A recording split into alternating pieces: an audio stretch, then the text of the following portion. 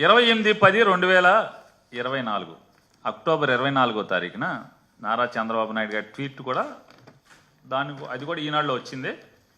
met with the delegation from Adani Group led by the Managing Director of Adani Exports Limited, Mr. Rajesh Adani, and the MD of Adani Ports and SEZ Limited, Mr. Adani Karan, to discuss a range of investment opportunities in Andhra Pradesh. Their presentation, ఇది గొప్పగా అద్భుతం, ఆహా ఓహో, అదానీ వాళ్ళు వచ్చారు మాతో మాట్లాడారు. అసలు అదానీ వాళ్ళు అంతటోళ్ళు మాతో వచ్చి వ్యాపారం పెడతామని ఆంధ్రప్రదేశ్లో అంటాం ఆహా ఓహో అని రాస్తారు. కింద అదానీ భారీ పెట్టుబడులు, రాష్ట్రంలో పోర్టులు, మైనింగు, ఐటీ, పర్యాటకం, ఆర్టిఫిషియల్ ఇంటెలిజెన్స్ వంటి రంగాల్లో అదానీ వ్యాపారం మొదలు పెడతారు ఆంధ్రప్రదేశ్లో.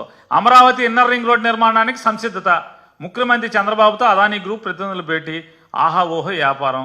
కృష్ణపట్నం, గంగవరం పోర్టులు కూడా బాగా విస్తరిస్తారు.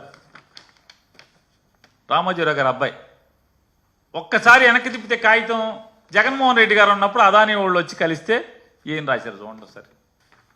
బొగ్గు టెండరు అదానీకే, అదానీ కోసం అడ్డగోలుగా ఎడ్డింగ్లు, అదానీ అయితే ఓకే. మరి ఇక్కడ ఎవడో బాబాయ్, ఈ బాబాయ్ ఎవడో? జగన్ గారు ఉన్నప్పుడైతేనేమో మీకు చేదు విషం చిమ్ముతారు. అదే అదానీ వాళ్ళు ఇప్పుడు వస్తే ఆహా ఓహో. ఇంకోటి ఏదో ఉంది, లోకేష్ గారు ఈ బాబాయిలు అందరూ కలిశారు, వీళ్ళందరూ ఏంటిది దీని అద్భుతం అని రాశారు. ఇది ఎప్పుడుది? ఇది 2014 డేటా సెంటర్, 2014-19 మధ్యలో డేటా సెంటర్, మళ్ళీ కొత్తది డేటా ఏపీకే.